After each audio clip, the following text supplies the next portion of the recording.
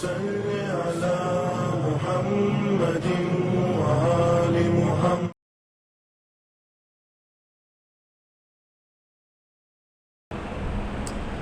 لا حول ولا قوة إلا بالله العلي العظيم. أعوذ بالله السميع العليم من الشيطان الرجيم. بسم الله الرحمن الرحيم. الحمد لله الذي لا يبلغ مدحته القائلون ولا يحصي نعماءه العادون ولا يودي حقه المجتهدون الذي ليس لصفته حد محدود ولا نعت موجود ولا أجل ممدود. فطر الخلائق بقدرته ونشر الرياح برحمته ووتدا بالصخور ميدان أرضه. ثم الصلاة والسلام والتحية والإكرام على بشير النذير والسراج المنير حبيب إله العالمين أبي القاسم المصطفى محمد. اللهم صل على محمد وعلى آله الطيبين الطاهرين المعصومين المظلومين الغر الميامين، لا سيما الإمام المبين بقية الله في الأرضين الحجة الثاني عشر الإمام المهدي المنتظر صلوات الله وسلامه عليه. أما بعد، فقد قال الله تعالى في محكم كتابه المجيد وفرقانه الحميد وقوله الحق. بسم الله الرحمن الرحيم. قل لا أسألكم عليه أجرا إلا المودة في القربى ومن يقترف حسنة نزد له فيها حسنا ان اللہ غفور شکور. ایک صلوات پڑھیے محمد وآل محمد. صلی علی محمد وآل محمد. عزیزان گرامی، سورہ مائدہ میں 35 نمبر میں ارشاد ہوتا ہے، اے میرے حبیب، آپ کہہ دیجئے کہ مجھے اپنی رسالت کی کوئی اجرت تم سے نہیں چاہیے سوائے یہ کہ تم میرے اہل بیت سے محبت کرو، اور جو شخص میرے اہل بیت کی محبت لائے گا میں اس کے نام اعمال میں اس کی نیکیوں میں اضافہ کر دوں گا اور اس کے گناہوں کو بھی معاف کروں گا اور اس کا شکریہ بھی ادا کروں گا. اسی آیہ کریمہ کے ذیل میں انشاءاللہ میں یہ جو مجھے چند دن آپ کے سامنے مجلس پڑھنا ہے، ہم بی بی کے نورانی مقام کے بارے میں، نورانی مرتبے کے بارے میں گفتگو کریں. آج کوئی بھی انسان، جب ہم انسان کہلاتے ہیں تو خداوند عالم نے انسانوں کو 4 طاقتیں عطا کی جو اس کے بدن کو صحت مند رکھتے ہیں. اسی طرح خداوند عالم نے چند چیزیں اس کی روح میں رکھی جو اگر بیلنس کر لی جائے تو یہی چیز اس کے وجود کو تقویت پہنچاتی ہے. تھوڑی سی توجہ چاہتا ہوں کہ آپ اس بات پر غور کر لیں جو بی بی کے نورانی مقام کے سلسلے میں عرض کرنا چاہتا ہوں. آپ یقین کریں کہ اگر ہم بی بی کے اس مرتبے سے واقف ہو سکے تو بہت ساری چیزوں میں ہمارا نظریہ بدل جائے. مثلا ایک مثال ہے، طب یونانی میں آپ جانتے ہیں یہ طب یونانی جو ہے حکمت کو کہا جاتا ہے. حکیمی جو دوائیں تھیں اس کو کہا جاتا تھا طب یونانی. طب یونانی کی 4 بنیادی چیزیں انسانوں کے اندر پائی جاتی ہیں. ایک یہ ہے، کہتے تھے انسانی مزاج میں صفراویت پائی جاتی ہے، یا سودائیت پائی جاتی ہے، یا بیضاویت پائی جاتی ہے، یا دمویت پائی، یا بلغمی پائی جاتی ہے، یا دمویت پائی جاتی ہے۔ ان ساری جو 4 چیزیں ہیں، صفرا کو بیلنس کرنا، سودا کو بیلنس کرنا، بلغم کو بیلنس کرنا، اور خون کا بیلنس کرنا ہی صحت کہلاتا ہے۔ آج یہی وجہ ہے کہ میرے اور آپ کے جسم جو ہے کو بخار کیسے آتا ہے۔ کبھی آپ سوچیں کہ بھائی میرے جسم کو بخار کیوں آتا ہے، تو اس کا سیدھا سا جواب یہ ہے کہ میرے جو ہے جسم کو بخار اس لیے آتا ہے کہ یہ 4 طاقتیں یا 4 چیزیں رکھی ہے وہ اپنا بیلنس کھو دیتی ہے۔ جیسے ہی بیلنس کھوئے گی ویسے ہی انسان بیمار ہو جائے۔ اگر آج صفرا غالب آ جائے تو اسی کے ذریعے سے جونڈس پیدا ہو جاتا ہے۔ جونڈس ہوگا تو پھر کیا ہوگا، آپ کا جگر خون بنانا بند کر دیتا ہے، اور دھیرے دھیرے کیا کرتے ہیں انسان جو ہے۔ اسی طرح آپ دیکھیں اگر خون میں چربی زیادہ ہو جائے تو کیا ہوگا، اٹیک۔ اور اگر چربی کم ہو جائے، چلنا پھرنا نہیں ہو جائے، آپ کے اندر طاقت نہیں ہو کھڑے ہو سکتے۔ تو یہ جو چیز ہے اسی کو بیلنس کرنے کا نام کیا ہے، بیلنس کرنے کا نام صحت۔ اچھا ڈاکٹر کا کام کیا ہے، بس یہی 4 چیزوں کو بیلنس کرتے رکھے، بیلنس کر دے گا صحیح ہو جائے گا، نہیں بیلنس کر سکا تو آپ۔ لیکن جسم کو صحیح رکھنے کے لیے ان 4 چیزوں کو بیلنس کرنا ضروری ہے۔ اگر یہ زیادہ ہو جائے تو بھی پرابلم ہے، کم ہو جائے تو بھی پرابلم ہے۔ آج ہم ایک مثال دیکھتے ہیں، بلڈ پریشر بڑھ گیا تو بھی مصیبت ہے، اور ڈاؤن ہو گیا تو اور بڑی پریشانی ہے۔ شوگر کے لیول بڑھ گیا تو واویلا ہے، اور کم ہو گیا تو اس سے بڑا واویلا ہے۔ تو یہ جو چیز ہے اسی لیے کہتے ہیں صحت جو ہے، کہتے ہیں ان طاقتوں کو بیلنس کرنا، ٹھیک ہے۔ اب آتا ہوں دوسری طرف، جو اصل میری بحث ہے جو میں آپ کو سنانا چاہتا ہوں، آپ غور کیجئے۔ اسی طرح ایک صلوات پڑھیے محمد وآل محمد۔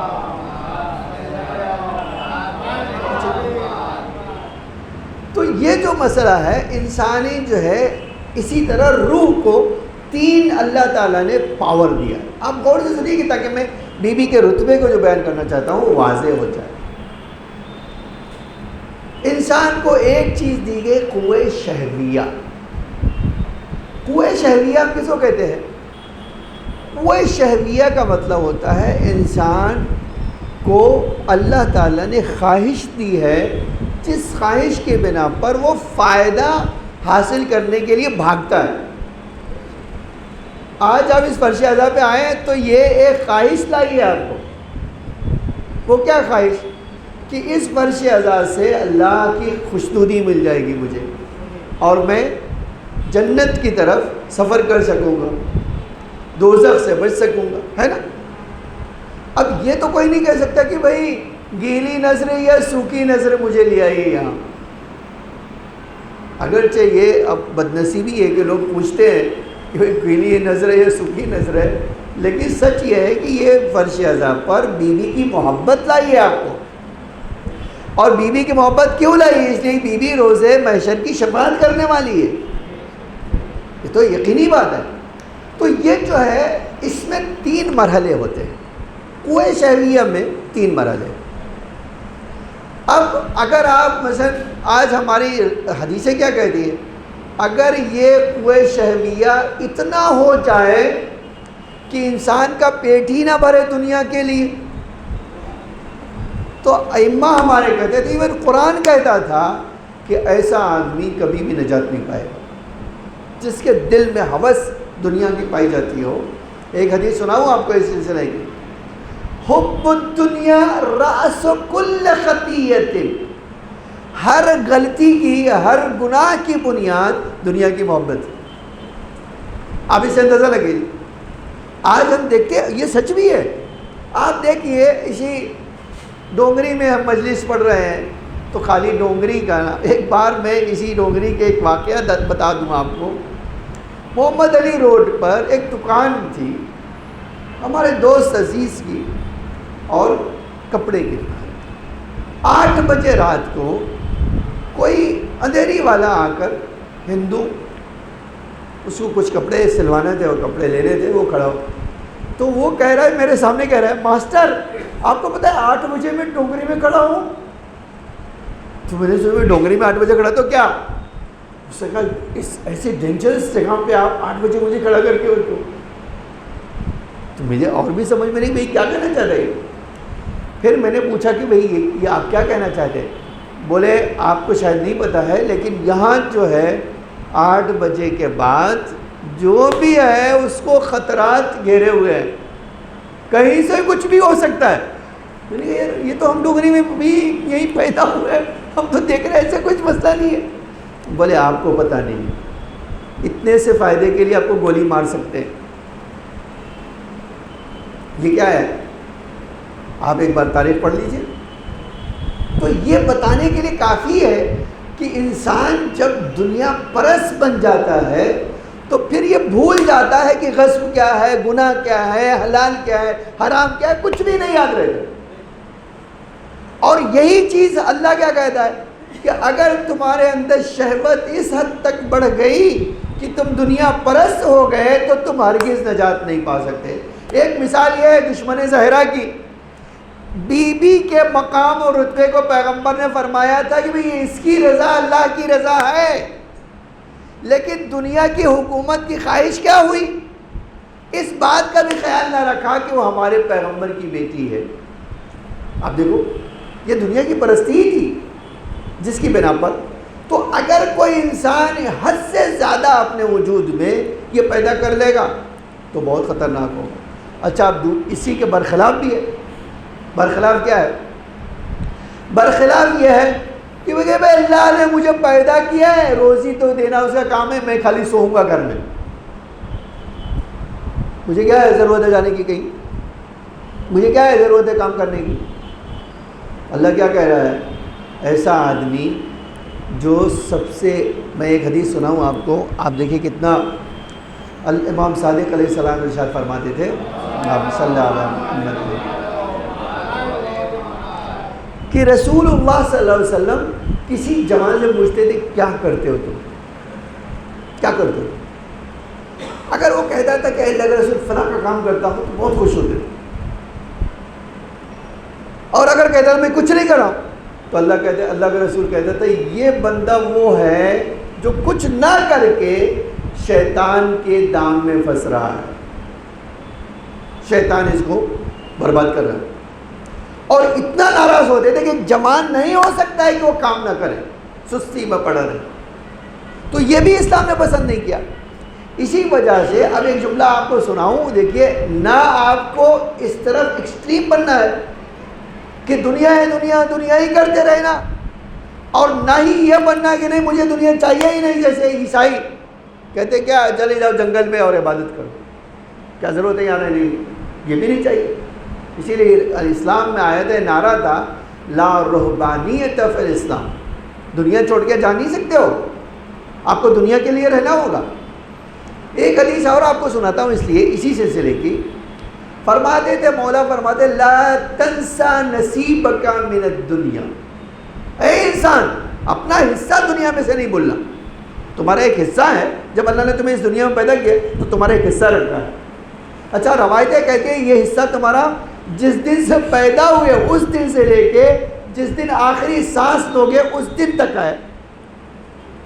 اسی لیے ایک جملہ کہوں آپ سے کہ اسلام میں ریٹائرمنٹ کی کوئی عمر نہیں ہے. یہاں نو ریٹائرمنٹ, آپ کو جب تک زندہ رہنا کام کرنا. ہاں یہ بات بالکل صحیح ہے کہ جب عمر بڑھتی ہے تو تقاضے بدلتے ہیں. جب تقاضے بدلتے ہیں تو آپ تھوڑی بولے گا اللہ کی 20 گھنٹہ کام کرو, بھائی بڑھاپا ہے میں 4 گھنٹہ کام کر سکتا ہوں, 2 گھنٹہ کام کرتا ہوں, لیکن کام کرتے رہنا ہے. اسی لیے ایک چیز آنا چاہتا ہوں, قوہ یہ شہویہ اگر افراط ہو جائے تو دنیا پرست بنے گا, اور اگر جو ہے تفریط ہو جائے تو کیا ہوگا, دنیا سے منہ موڑ دے گا. اور اگر بیلنس کر لے تو عجب روایت کا جملہ ہے، عفت اور پاکیزگی کا حامل بن جائے گا۔ اور اسلام چاہتا ہے ہر آدمی عفیف بن جائے۔ اسی لیے آپ دیکھیے عفت کے لیے، عفت کیا کہتے ہیں اس کو؟ عفت کا ایک معنی ہمارے لیے نظروں میں کیا ہے؟ پاک دامن ہم سمجھتے ہیں۔ عفت یعنی پاک دامنی۔ پاک دامنی کا اگر یہ مطلب ہے کہ جنسی خواہش کو کنٹرول کرنا تو ٹھیک ہے، لیکن اگر عفت سے مراد کیا لے رہے ہیں ہم؟ عفت سے مراد یہ لے کہ ہم خالی جو ہے اپنی خواہشات کو قابو میں رکھیں، تو ایسا مراد نہیں ہے۔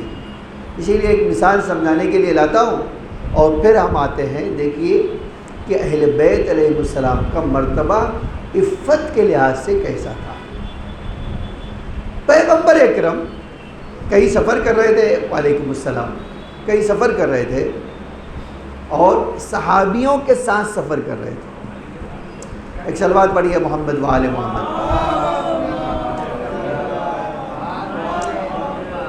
پیغمبر اکرم سفر پہ جا رہے تھے اور صحابی ساتھ میں تھے۔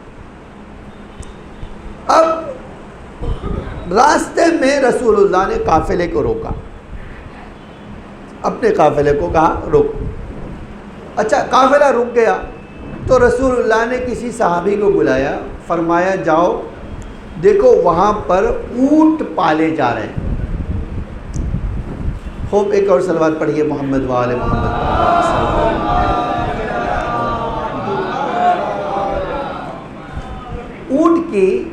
اونٹ پالن تھا، آپ کہہ سکتے ہیں کہ جو ہے اونٹ کی فارمنگ ہو رہی تھی۔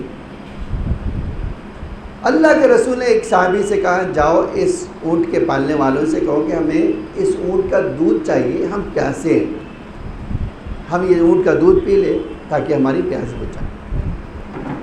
صحابیوں کا ایک جھرمٹ اس کے پاس گیا اس فارم ہاؤس میں اور ان سے کہا کہ بھئی اللہ کا رسول ہمارے ساتھ میں ہے، وہ پیاسا ہے، اس کو دودھ کی ضرورت ہے، آپ پانی یا وہ دودھ اونٹ کا دے دیجئے تاکہ وہ پی لے۔ تو انہوں نے کہا جا کے اللہ کے رسول سے کہہ دو ہمارے پاس دودھ تو ہے لیکن ہم دیں گے نہیں، ہم یہ دودھ آپ کو نہیں دیں گے۔ کہا پیسے لے لو، بیچ دو۔ کہا نہیں ہم پیسے سے بھی نہیں، ہم یہ اونٹ کا دودھ ان کو لیں گے۔ صحابیوں نے آ کے بتا دیا کہ بھئی وہ اللہ کا رسول کہہ رہے ہیں، اے اللہ کے رسول وہ کہہ رہے ہیں کہ ہم نہیں دیں گے، تو کوئی بات نہیں، چلو راستہ ہم سفر اپنا جاری رکھیں گے۔ اللہ کا رسول اٹھے اور پھر سے سفر پہ نکل پڑے۔ کتنی دور گئے یہ تو روایت میں نہیں ہے، لیکن تاریخ بتاتی ہے کہ رسول اللہ کچھ دور کے گئے تو پھر سے وہاں گوٹ فارمنگ کا ایک گوٹ پالنے والے مل گئے۔ اللہ کے رسول نے کہا دیکھو جاؤ ان سے کہو کہ بھئی بکری کا دودھ مل جائے تو میں پیاسا ہوں، میری پیاس بجھ جائے۔ اور صحابی پھر سے گئے اور انہوں نے کہا کہ بھئی جی آپ یہ فارم کے مالک ہیں، اللہ کا رسول ہمارے ساتھ ہے، اس کو پیاس لگی ہے، اگر آپ یہ دودھ دے دیں تو ہم یہ لے جا کے رسول اللہ کو دے دیں، ان کی پیاس بجھ جائے۔ اور تو گوٹ فارمنگ ہے، کیا آپ کے ساتھ رسول اللہ ہے؟ فرمایا ہاں میرے ساتھ رسول اللہ ہے۔ کہا ان کو دودھ چاہیے؟ کہا یہ دودھ لے جاؤ اور جا کر یہی نہیں دودھ ہم پلانے کو تیار ہیں، رسول اللہ سے کہو اگر بھوک لگی ہے تو یہ بکری ذبح کر کے گوشت بھون کے کھلانے کو تیار۔ دیکھیے اصل جو پوائنٹ ہے نا، وہ دودھ لے کر آئے رسول اللہ کو دیا، اور پیغام بھی کہ اللہ کا رسول وہ کہہ رہا ہے کہ اگر آپ کو بھوک لگی ہے تو ہم ذبح کر کے اس کا جو ہے گوشت بھون کے آپ کو دینے کو تیار۔ اللہ کے رسول نے کہا نہیں مجھے خالی دودھ چاہیے۔ جب دودھ پی چکے تو رسول اللہ نے ان کو بلایا، صحابیوں کو، بیٹھو۔ پوچھا اللہ کے رسول اب کیوں؟ کہا آؤ ہم اس کے لیے دعا کریں، ہم اس گوٹ فارمنگ کے مالک کے لیے دعا کریں، لیکن پہلے ان اونٹ والوں کے لیے دعا کریں گے جنہوں نے ہمیں دودھ نہیں دیا۔ اب آپ بتاؤ مجھے، آپ اور میں دعا کریں گے؟ اور دعا کیا کریں گے؟ پہلا کام کریں گے بد دعا کریں گے۔ دعا بات کی تھی بات ہی چھوڑ دو. ہم کہیں گے بددعا کریں گے اے اللہ جنہوں نے ہمیں 2 گھونٹ دودھ نہیں دیا ان کو برباد کر دے. لیکن عفت کیا ہے؟ دیکھیں یہ چیز کی طرف آنا چاہتا تھا میں. اب جیسے ہی انہوں نے کہا کہ اللہ کے رسول کہہ رہے گا آؤ ہم پہلے ان کے لیے دعا کر دیں جنہوں نے ہمیں دودھ نہیں دیا. ٹھیک ہے, ہاتھ اٹھایا, اے اللہ اونٹ کے فارم والوں کے ڈھیر ساری روزی میں اور اونٹ میں برکت دے دے. اے اللہ ان کے اونٹ میں اضافہ کر دے, ان کے دودھ میں اضافہ کر دے اور ان کو برکت دے. اب یہ تو آمین کہہ رہے ہیں, رسول اللہ دعا کر رہے ہیں, یہ آمین کہہ رہے ہیں صحابی. اب وہ دعا مکمل ہوئی تو آؤ ان بکری فارم کے مالکوں کے لیے دعا, اے اللہ اس بکری فارم کے مالکوں کو اتنا روزی دے کہ ان کا کام چلتا رہے, انہیں کسی سے مانگنے کی ضرورت نہ ہو. جیسے ہی یہ جملہ کہا صحابیوں نے کہا اے اللہ کے رسول یہ کیا کر رہے ہو آپ؟ جنہوں نے نہیں دیا ان کے لیے دعا کر رہے ہو کہ اللہ ان کے اونٹ میں اضافہ کر دے, ڈھیر ساری دولت دے دے, روزی دے دے. اور جنہوں نے دودھ پلایا ہے ان کے لیے کہہ رہے ہو اے اللہ ان کو اتنی روزی دے کہ ان کا کام چلتا رہے اور انہیں ہاتھ پھیلانے کی ضرورت نہ ہو. اے اللہ کے رسول آپ الٹا دعا کرنا چاہیے تھا. اونٹ والوں کو کہنے کے لیے دعا کرنا ہی تھا تو کہہ رہے اے اللہ وہ اتنا ہی رہنے دے, اب اس سے زیادہ ان کو نہ دینا. لیکن بکری والوں کے لیے تو کہنا چاہیے تھا اے اللہ ان کو ڈھیر ساری دولت دے دے, اس لیے کہ انہوں نے بھی دودھ پلایا.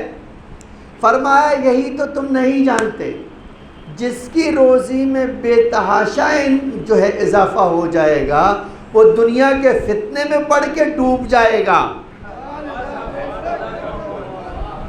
اور جس کی روزی اتنی ہوگی کہ اس کا کام چلتا رہے وہ اللہ کی طرف متوجہ ہوگا. تو میں نے ان کے لیے دعا کی ہے عفت کی, اور ان کے لیے دعا کی ہے کس بات کی کہ دنیا پرستی کی. تو حقیقت میں دعا نہیں ہے وہ. تو آپ دیکھیں آج دنیا میں جو طاقت اللہ نے مجھے اور آپ کو دی ہے نا, اس میں ہر انسان بھاگ رہا ہے. ایک زمانہ تھا نا بمبئی والوں کے پاس تھوڑا ٹائم تھا, کس کے لیے؟ گھر کے لیے, مسجد کے لیے, بچوں کے لیے. ٹھیک ہے, آج یہ تینوں ٹائم نہیں ہے. نہ مسجد کے لیے ٹائم ہے ان کے پاس, نہ بچوں کے لیے ٹائم ہے, نہ اپنے لیے ٹائم. کس کے لیے ٹائم ہے؟ کام کے لیے ٹائم. نتیجہ کیا ہو رہا ہے؟ نہ کام کر پا رہے ہیں نہ بقیہ کام ہو رہا ہے. اور دیکھیے یہ جان لیجئے آپ, اور جب میرے ذہن میں یہ بیٹھ جائے گی, کیا بیٹھ جائے گی کہ ہم ڈھیر ساری محنت کر کے ڈھیر سارا پیسہ کما سکیں, یہ آپ کی غلط فہمی ہے. اللہ کیا کہہ رہا ہے؟ تم محنت کرو, نو ڈاؤٹ تم محنت کرو, لیکن اس محنت کو ایک لمٹ میں رکھو. ٹھیک ہے, جیسے میں امام صادق کی حدیث سناتا ہوں آپ کو. ایک اور صلوات پڑھیے محمد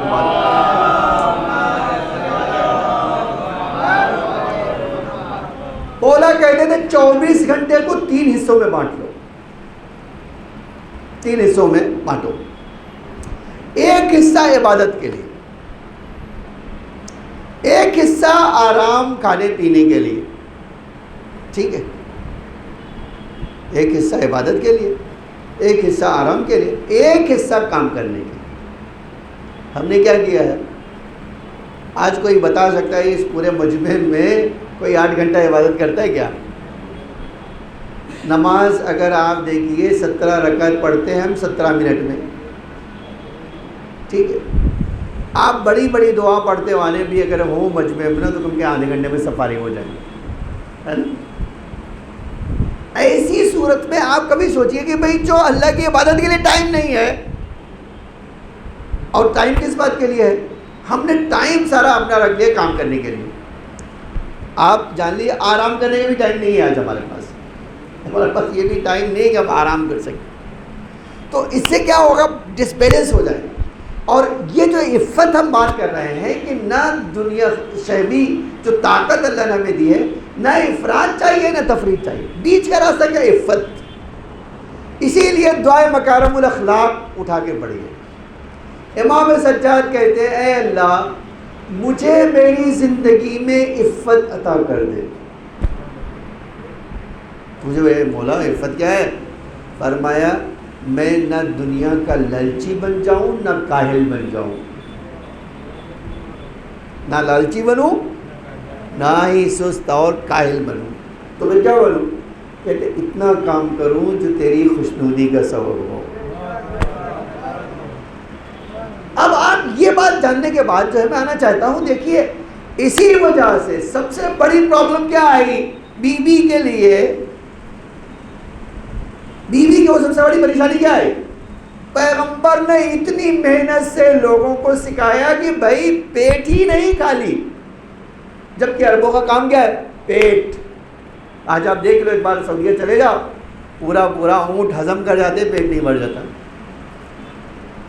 کبھی کبھی میں سوچتا ہوں یعنی واقعی اللہ نے جہنم اس دنیا میں بنایا ہے تو ان کا پیٹ ہی دکھائی دیتا ہے، یہ کتنی عجیب بات۔ اور ویسٹ بھی سب سے زیادہ فوڈ جو ہے نا وہی ہوتا ہے۔ تو یہ جو چیز آپ دیکھ رہے ہیں، اللہ کے رسول نے انہیں دھیرے دھیرے 33 سال میں سکھایا کہ بھئی کھانے کا ایک طریقہ ہوتا ہے، ٹھیک ہے؟ یوں ہی نہیں، ان کو فرمایا سومو تصحو، صحت چاہتے ہو تو روزہ رکھنا سیکھو۔ دیکھیے کتنی اچھی بات، ہم سوچتے ہیں بھوکے رہیں گے تو مریض ہو جائیں گے، اللہ کا رسول کہتا ہے روزہ رکھ کے صحت حاصل کرو۔ پیٹ بھر کے کھانے سے خالی تمہیں صحت نہیں ملنے والی۔ تو آپ اندازہ کریں کہ رسول اللہ نے جو 23 سال میں سکھایا کہ دیکھو تمہیں زندگی کیسے گزارنا چاہیے، ادھر رسول اللہ چلے گئے تو اب کیا کیا انہوں نے؟ پہلا کام کیا پیٹ بھرنے کا انتظام۔ آپ کہیں یہ کیسے کرو؟ باغ فدق کا ہڑپ کرنا خود دلیل ہے۔ باغ فدق کیوں ہڑپ کیا انہوں نے؟ ان کے باپ کا تو تھا نہیں، جو سچی بات ہے کہ ان کے ابا کا تو تھا نہیں ہے، یہ تو اللہ نے دیا تھا۔ تو جو اللہ دے اس پر نظریں جمانا تو شیطانوں کا ہی کام ہے نا۔ اللہ دے رہا ہے اور آپ کوئی دوسرا اس پہ آنکھیں جڑا لے۔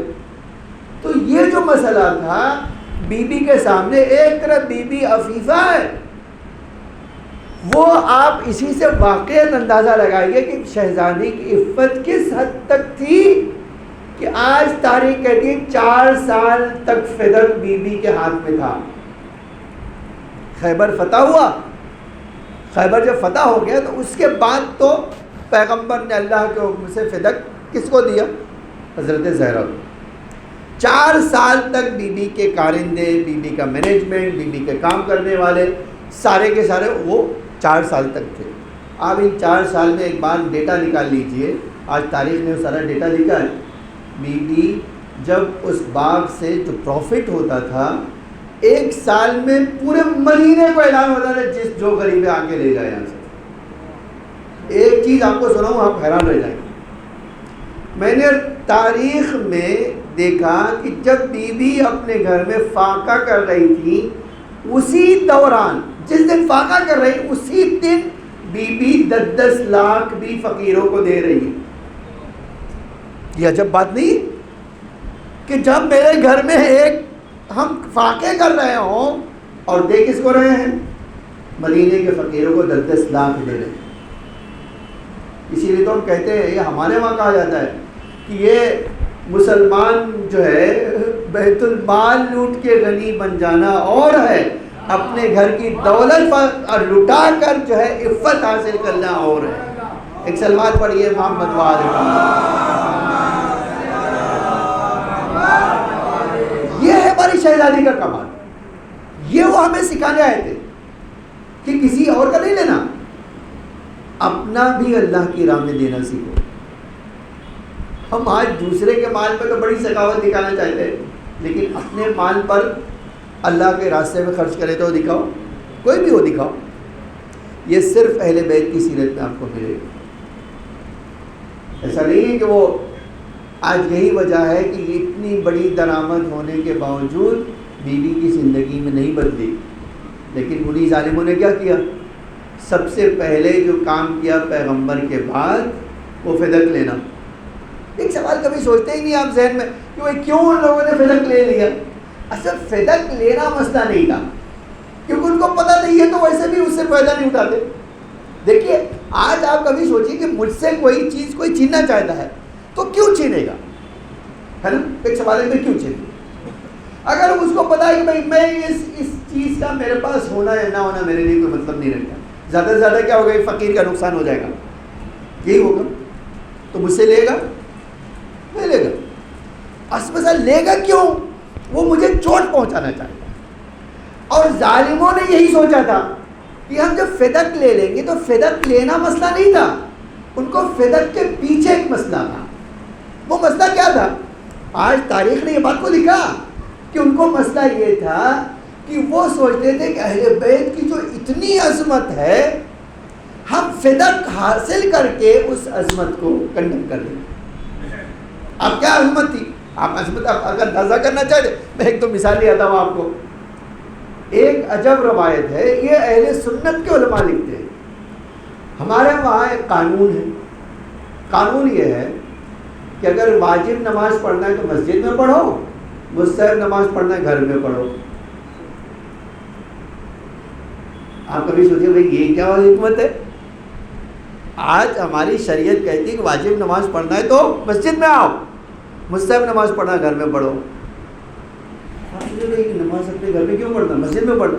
کہتے ہیں کہ مستحب نماز گھر میں پڑھو اس لیے کہ تمہارے اس مسجد میں پڑھنے سے ایک جو ہے پریشانی آنے والی ہے، تمہاری اس نماز سے لوگ دھوکے میں پڑ جائیں گے کہ بڑا نمازی ہے، اور تم اپنی نماز کو کہیں بیچنے کے فکر میں نہ لگ جاؤ کہ یہ سمجھے گا بڑی نمازی ہے، ارے بھائی اللہ کا بندہ ہے، اب یہ دیکھو، نتیجے میں کیا ہوگا، یہ بندہ گمراہ ہو جائے گا۔ تو زیادہ نماز پڑھنا ہے گھر میں پڑھو، واجب نماز پڑھنے کے لیے آؤ تاکہ کوئی تمہیں بے نمازی نہ کہے۔ اب سنیے جو عجیب بات ہے جو میں نقل کرنا چاہتا ہوں۔ آج اہل سنت کہتے ہیں کہ پیغمبر اکرم جب مسجد بن گئی تو رسول اللہ نے تو یہ قانون بنایا تھا، واجب نماز محراب میں اپنی مسجد کے پڑھتے تھے اور مستحب نماز بیوی کے دروازے کے پیچھے جا کے پڑھتے تھے۔ اللہ اکبر! نہیں، یہ جو روایت میں نے دیکھی نا تو میں حیران رہ گیا۔ کبھی آپ سوچئے کہ مستحب نماز رسول اللہ کا پڑھ رہے ہیں، بیوی کے گھر کے جو دروازہ ہے اس کے سامنے کھڑے ہوئے، اور کون لکھ رہا ہے؟ کہ اہل سنت لکھ رہے ہیں۔ بتانا کیا چاہتے تھے رسول اللہ؟ رسول اللہ بتانا چاہتے تھے کہ دیکھو، جس گھر میں داخل ہونے کے لیے زہرا کے قدم پڑتے ہیں تمہارے نبی کی پیشانی جھکتی ہے۔ اس سے بڑھ کے کوئی ہو سکتا تھا؟ یعنی اس سے بڑھ کر کوئی چیز ہو سکتی تھی؟ جس رسول کے لیے ہم شان میں یہ قصیدہ پڑھتے ہیں کہ پوری دنیا کو نچوڑ دے تو رسول بنتا ہے، نہیں، جس کی جو ہے 2 رکعت نماز کے بعد 2 نماز کے برابر پورے مسلمان قیامت تک نہیں ہے، وہ تو چھوڑ دیجئے، رسول اللہ نے یہ جملہ خود فرمایا خندق کے دن، جنگ خندق میں فرمایا کہ اے علی، آج تمہاری ایک ضربت ثقلین کی عبادت سے بہتر ہے۔ ایسا رسول اپنی مستحب نماز پڑھتا ہے بیوی کے دروازے پر۔ کوئی ہے جو بتا سکتے اس کی فضیلت کیا ہے؟ خود اہل سنت کے علماء نے مان لیا، کہا خدا کی قسم ہم حیران ہیں کہ پیغمبر کی بیٹی کی عظمت کیا۔ اب ایک جملہ آلوسی کا سناتا ہوں، دیکھیں کتنی عجیب بات ہے۔ ایک بڑے مفسر اہل سنت کے عالم ہیں آلوسی، بڑی مشہور تفسیر بھی ہے ان کی، تفسیر آلوسی، اور ایک نمبر کے شیعہ دشمن تھے، یہ بھی جان لیجئے، ایک نمبر کے شیعہ دشمن تھے۔ لیکن جب قرآن کی آیتوں کی تفسیر لکھنا ہوا نا اور آئے سورہ کوثر پر، ایک عجب بات لکھا انہوں نے۔ جانتے ہو کیا لکھا؟ انہوں نے کہا کہ پیغمبر چونکہ علم غیب رکھتے تھے اور جانتے تھے کہ میری وفات کے بعد سب سے کم زندہ رہنے والی میری بیٹی ہے، اس لیے ایک جملہ فرمایا۔ سنیے وہ جملہ کیا تھا؟ پیغمبر نے فرمایا ہے مسلمانوں، اپنا دین لینا چاہتے ہو تو میری بیٹی سے لے لینا۔ یہ انہوں نے لکھا ہے. اس کے بعد والا جو جملہ سنا تھا مجھے وہ فرمایا اگر پیغمبر کی بیٹی کو پیغمبر کو یہ علم نہ ہوتا کہ میری بیٹی بس چند دن زندہ رہے گی اس کے بعد میں چلے جائے گی, اگر زندہ ہو پیغمبر کو پتہ ہوتا کہ میری بیٹی لمبی عمر گزارے گی تو پیغمبر یقیناً یہ کہے جاتے اے مسلمانوں دین سوائے میری بیٹی کے کسی اور سے نہ لینا. یہ کس نے لکھا ہے؟ آلوسی نے لکھا ہے. پوچھیے آپ کیوں ایسا کہہ رہے؟ کہا بھائی اس لیے کہہ رہا ہوں جس کی رضا اللہ کی رضا ہو اس کے علاوہ کہاں دین مل سکتا ہے. ایک صلوات پڑھیے محمد وآلہ. یہ آلوسی نے لکھا ہے. اب میں آنا چاہتا ہوں اپنی ایک روایت سناؤں اور بات سمیٹ لیتا ہوں. آج ہم نیکسٹ بات کریں گے کہ بیوی کا مرتبہ کیا ہے اور ایک ایک حدیثیں جو ہمیں آل پیغمبر کی بیوی کا مرتبہ بتاتی ہے آج کسی کی سمجھ سے بھی بالا تر ہے. اب ایک مثال اور میں دیتا ہوں. آپ جانتے ہیں 9 امام کو ایک وقت تک مدینے میں رہے اور پھر ان کو عباسیوں نے کہاں لے گئے؟ بغداد. اور بغداد میں آج روضہ بھی وہی ہے 9 امام کا. اب خلاوی کہتا ہے امام محمد تقی علیہ السلام کی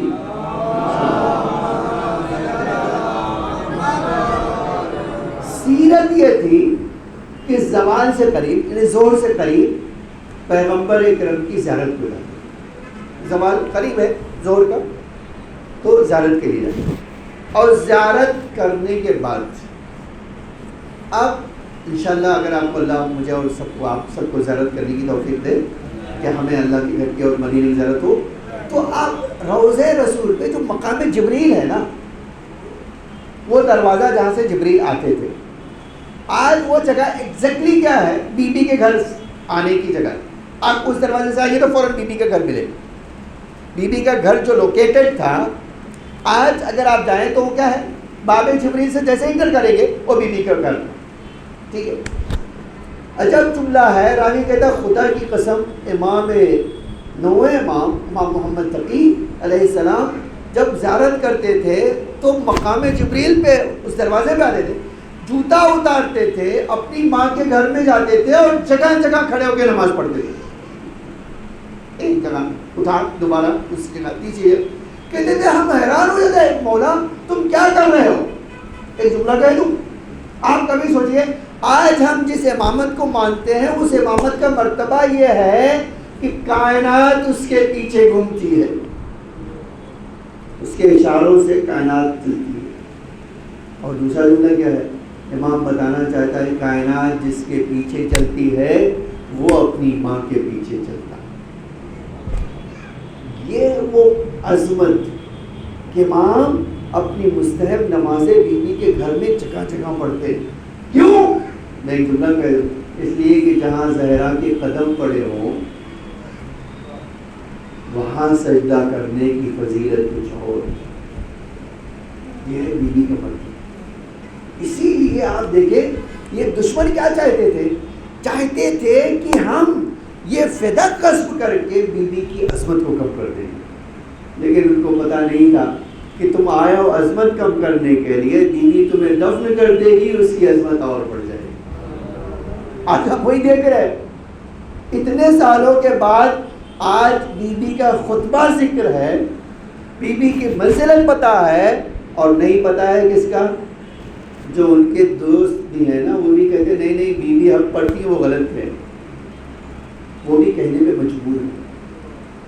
لیکن ہاں اس مرتبے کو حاصل کرنے کے لیے بیوی نے بہت بڑی قربانی اٹھائی. جانتے ہیں اسی قربانی کا نتیجہ آج جرمنی میں, جرمنی آپ جانتے ہیں فرینکفورٹ جرمنی کا ایک شہر اور جنرلی بہت بڑا ایئرپورٹ بھی ہے. وہاں ہمارا بڑا سینٹر بھی ہے. آپ جانتے ہیں آغا بروجردی نے ایک سینٹر بنایا جرمنی میں, جو شیعہ سینٹر سب سے بڑا یورپ میں بنا ہے, وہ پہلی بار بنانے والے آغا بروجردی ہے. ٹھیک ہے. ہمیشہ اب ہمارے شیعہ علماء جاتے ہیں وہاں سے تبلیغ کے لیے اور مجلسوں کے لیے. ایک ایرانی عالم 1 سال گئے وہاں مجلس پڑھنے کے. ابھی جلدی کی بات ہے آپ دیکھیے. تو کہتے ہیں ہم مجلس پڑھ کے باہر نکلے تو دیکھا ایک انگریز ایک بڑی سی گاڑی لیے ہوئے ہمارا کھڑا ہوا انتظار کر رہا ہے. جیسے ہی باہر نکلے وہ دوڑ کے میرے پاس آئے. آپ مولانا ہیں؟ ہاں مولانا ہوں. آپ جانتے ہیں ہمارے امامہ لگائے تو کہتے ہیں امامہ مولانا ہوں. مجلس پڑھتے ہیں؟ جی ہاں مجلس پڑھتے ہیں. ہمارے وہاں ایک مجلس پڑھ دیجیے. تو آپ بھی دیکھو گے یا نہیں دیکھو؟ میں بھی دیکھوں گا. میں دیکھو کہیں یہ پھنسانا دے مجھے جو ہے. پر آج کل تو زمانہ تھوڑا اور خرابی ہو گیا ہے. تو بولے تمہارے وہاں مجلس پڑھتے؟ تو کہتے ہیں بس مجلس سمجھ نہ رہے ہو. تو جرمنی میں نے کسی کو بلایا کہ بھائی بولو یہ کیا کہہ رہا ہے. تو ہمارا ایک دوست آیا اور کبھی کہہ رہا ہے کہ ہمارے وہاں مجلس پڑھ دیجیے. تو میں نے اس سے کہا کہ ان سے کہو کہ ہم جس انجمن میں مجلس پڑھنے آئے ان سے بات کریں گے اور پھر آپ کو جواب دیں گے. ابھی جواب دیں گے. مجھے ٹھیک ہے کوئی مسئلہ نہیں ہے. مجھے آپ خالی بتائیے کہ پڑھیں گے یا نہیں پڑھیں گے. کہتے ہیں ہم دوسرے دن جا کے ان لوگوں سے مشورہ کیا کہ بھائی ذرا اس آدمی کے بارے میں پتہ لگا وہ کہاں کا ہے, میں مجلس پڑھنے جاؤں یا نہیں. انہوں نے پتہ لگایا تو انہوں نے کہا کہ بھائی مولوی صاحب اس کے وہاں ہاں کر لیجیے. پوچھے کیوں؟ کہ یہ نیا شیعہ بنا ہے. نیا شیعہ بنا ہے؟ بولے ہاں, اور اس شہر کا سب سے امیر انسان ہے اور بڑا نیک بھی ہے, تو آپ وعدہ کر لیجیے ہم بھی ساتھ میں چلیں گے آپ کے کہ بڑے گھر میں مجلس ہوگی. انہوں نے ٹھیک ہے کہہ دو جا کے. ٹھیک ہے آئیے. کب پڑھنا ہے اسے آپ بتا, آپ ڈیٹ دے دیجیے کب پڑھنے آئیں گے. آپ کو ٹائم کب ملے گا بتا دیجیے. وہ بتا کہ فلاں دن میں پڑھنا ہے. ٹھیک. کہتے وہ خود مجھے لینے آیا اور ہم اکیلے نہیں گئے, ہمارے ساتھ انجمن کے بہت سارے لوگ تھے. تو کہا بھائی آپ سب کے لیے میں گاڑی کر نہیں, ہم اپنی گاڑی سے جائیں گے, آپ مولانا کو لے جائیں گے. کہتے ہیں ہم 4-5 آدمی اس گاڑی میں بیٹھ کے اس کے گھر گئے اور انجمن کے ہمارے بہت سارے لوگ گئے. جب ہم اس کے گھر گئے تو سب کا استقبال کرنے کے لیے اتنا بہترین اس نے انتظام کیا. اتنا بڑا گھر اور اتنا بڑا حسینیہ, ہم حیران رہ گئے. اس نے اپنے گھر میں بنا کر دیا. اور جب ان لوگوں کو بٹھایا اور اپنے لوگوں سے کبھی ان کی پذیرائی کرو, تبرک دے دو. اب میں نہیں کہوں گا گیلا یہ سننا وہ تو نہیں میں نے پتہ پڑھا, لیکن ہاں بھائی ان کو بٹھاؤ, یہ کرو وہ کرو. اس نے مجھے کہا مولانا 1 منٹ میری بات سن لیجیے. ایک مترجم کو لیا لائے. کہا مولانا میں نے بلایا ہے, میری مجلس بی بی زہرا کی ہے اور میں صرف آپ سے چاہتا ہوں بی بی کے بارے میں پڑھنا, مسائل بھی فضائل بھی. اور میں تو نے کیوں کہہ رہا تم؟ تو کہا میں یہ مجلس رکھنے والا ہوں اور میں کہہ رہا ہوں آج کی جو مجلس ہوگی بی بی کے لیے ہوگی. آج امام حسین کے لیے کسی اور کے لیے نہیں ہوگی, آپ بی بی کے لیے ہوگی. کہ اتنا اصرار کیا کہ میں نے کہا اچھا بھائی پڑھ ہی دوں گا, لیکن مجھے بتاؤ اس کا راز کیا ہے. کہ آپ پہلے مجلس پڑھ لیے پھر راز میں بتاتا ہوں کہ میں کیوں کہہ رہا ہوں کہ آج کی مجلس بی بی کے لیے ہوگی. مجلس ختم ہوئی تو کہتے اتنا رویا تھا کہ اس کے چہرے پہ نشان پڑ گئے. اتنا رویا. کہا آپ کو نہیں پتا ہے یہ جو آپ دیکھ رہے ہیں نا شان و شوکت, یہ سب میری بیوی کی عطا ہے. جو کچھ ہے میرے پاس, جو سکون ہے, جو آپ دیکھ رہے ہیں, جو اطمینان ہے, وہ سب ہماری شہزادی کی بنا. مجھے ہوا کیا ہے؟ کہا خدا نے 10 سال کے بعد مجھے ایک بیٹی دی تھی جو ہماری آنکھوں کا تارا تھی, اور وہ پیدا ہوئی تو رحمت اپنے ساتھ ڈھیر سارے لے کر گئے. آپ دیکھ رہے ہو جو یہ آج کل اس کی پیدائش سے ہماری زندگی بدل گئی. 4 سال کی ہوئی تو اچانک وہ بے ہوش ہو جاتی, اچانک چہرہ پیلا پڑ جاتا, اچانک وہ بستر سے نہیں اٹھ سکتی. تو ہم اس کو ڈاکٹر کے پاس لے گئے, ہماری بیٹی کے ساتھ کیا ہو رہا ہے؟ تو جرمنی کے ڈاکٹروں نے کہا کہ تمہاری بیٹی کو سر سے پیر تک کینسر پھیل چکا ہے, 4 مہینہ ہو رہے.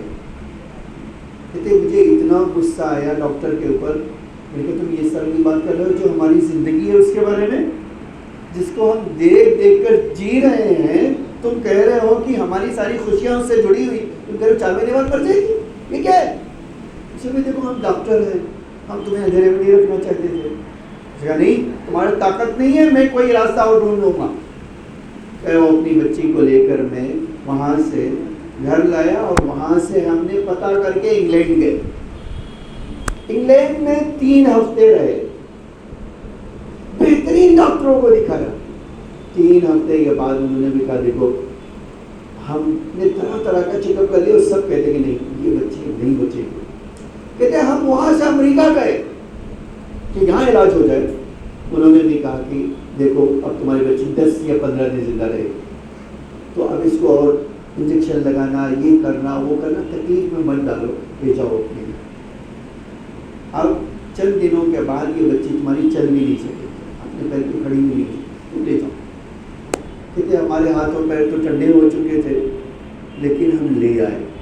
جب گھر لائے تو کہتے ہمارے گھر میں ایرانی سیدانی لڑکی نوکری کرتی تھی، وہ بھی سیدانی اور ایران سے تعلق رکھتی تھی۔ ہم نے اسے پوچھا تمہارا نام کیا؟ اسے کہا کہ ہمارا نام بی بی ہے۔ تو اس کو بی بی کہہ کے کہتے ہم ایک دن اپنی بچی کے سامنے ماں باپ ہم کھڑے ہوئے اس کو دیکھ کے روتے تھے، تو ہماری سروینٹ نے کہا کیوں آپ رو رہے ہیں اتنا؟ کہا تو پتہ نہیں ہماری بچی بیمار ہے اور چند دنوں کی مہمان ہے۔ ہم نے دنیا کے ڈاکٹروں کو دکھایا، سب نے جواب دے دیا۔ اس سے کہا میری ایک بات مانو گے؟ کیا؟ کہا ہمارے ایران میں ایک اور ڈاکٹر ہے، اس کو دکھا لو۔ تو اسے باپ نے کہا کہ دیکھو بیٹا بی بی، ہم نے دنیا کے بیسٹ ہاسپٹل اور ڈاکٹر کو دکھایا، سب نے جواب دیا۔ تو میں کہہ رہی ہوں ہمارے ڈاکٹر سے بھی ایک بات کرو، ان سے بھی ایک بات۔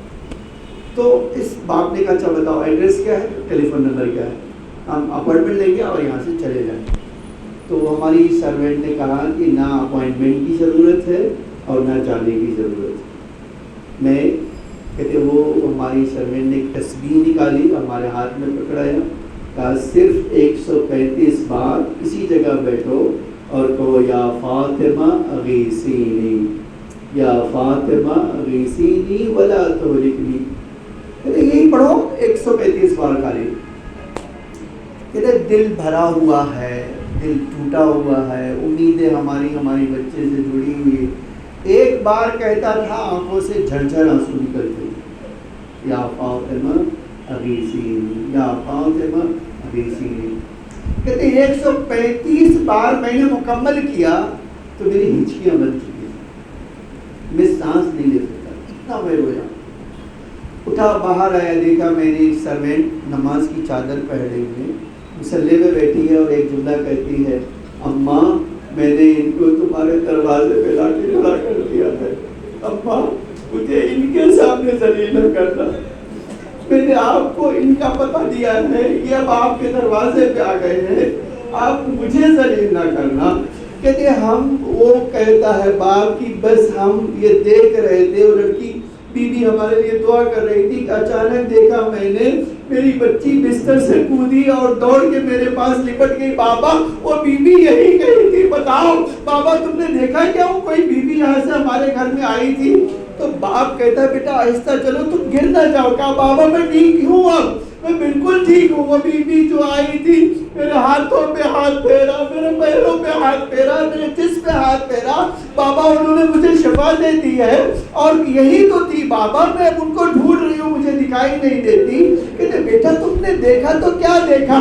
کہا بابا ایک بی بی قبر چکائے ہوئے تھی اور ایک عجب شان تھی، اس نے ایک پیغام بھی آپ کو دیا ہے۔ کہا وہ پیغام کیا ہے؟ کہا اپنی بی بی سے کہہ دینا ہمارا جو شیعہ ہے کبھی اس کو ہم ذلیل نہیں ہونے دیتے، ہم ہمیشہ اس کی عزت کو بچاتے ہیں۔ کہا کچھ اور بھی کہا ہے؟ کہا بابا میں نے ایک بات اس سے پوچھی کہ بی بی آپ تو جوان لگتی ہے، پھر ہاتھ کمر پہ کیوں رکھے ہوئے ہیں اور میرے اوپر ہاتھ پھیر رہی ہے تو دیوار کا سہارا کیوں لیے ہوئے ہیں؟ کہا بی بی نے جب بات کہی، کہا بیٹا ارے اسی پہلو پہ دروازہ گرایا گیا تھا، میری پسلیاں ٹوٹ چکی ہے، اب میں کبھی کھڑی نہیں ہو سکتی۔ ایک جملہ کہہ کے بات مکمل کرنا چاہتا ہوں، کہتا شیخ آج میں یہ سوچتا ہوں جس نے میری بیٹی کو شفا دی ہے آج وہی میری شہزادی کائنات کی مظلومہ ہے۔ میں ایک جملہ کہوں جو ایک دن سن کے برداشت نہ کر سکتا ہو، ارے حسین نے کیسے دیکھا ہوگا؟ تیری ماں ہے تو گھر میں کمر خمیدہ ہو چکی ہے۔